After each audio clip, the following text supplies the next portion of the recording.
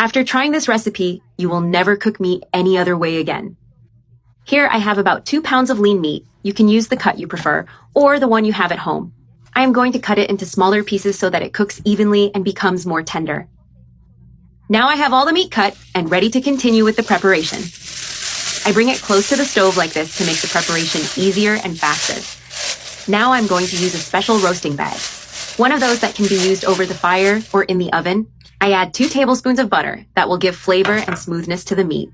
Now I place the already cut meat inside the bag, arranging all the pieces well. Place all the meat inside the bag, distributing it evenly. I also add about 4 ounces of chopped bacon, which brings a delicious smoky flavor. We add onion that will give a lot of flavor to the broth and the dish in general. I cut 2 onions into thick slices so they do not fall apart while cooking. Now I add 1 tablespoon of mustard that gives a special and slightly tangy touch. I add chopped chives that bring freshness and enhance the flavor. 2 cloves of garlic that I already chopped into small pieces. I am also going to add a little cilantro that pairs perfectly with cooked meats. I add 1 teaspoon of salt in the right amount to bring out the flavors.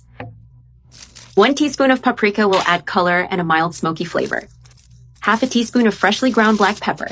1 tablespoon of soy sauce. And now I am going to add 2 cups of beer that will help tenderize the meat and add more flavor. Here I have a little water just to complement the liquid of the stew. I dissolve 1 tablespoon of cornstarch in the water to thicken the sauce. Mix it very well until the starch is completely dissolved.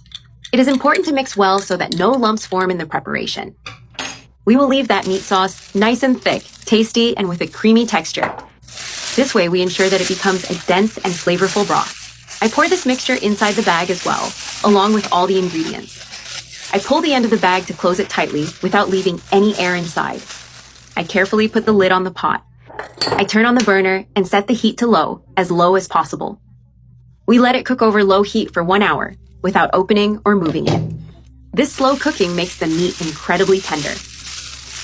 1 hour has passed and the meat is ready for the next stage.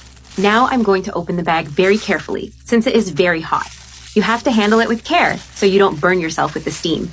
I am going to use tongs or oven mitts to make this step easier. I gently remove the bag, making sure it does not tear. All the juice that formed will be our delicious sauce. The aroma coming from this pot is simply wonderful. I finish with a little fresh parsley on top, which adds color and freshness. And now I'm going to serve myself a good plate of this delight.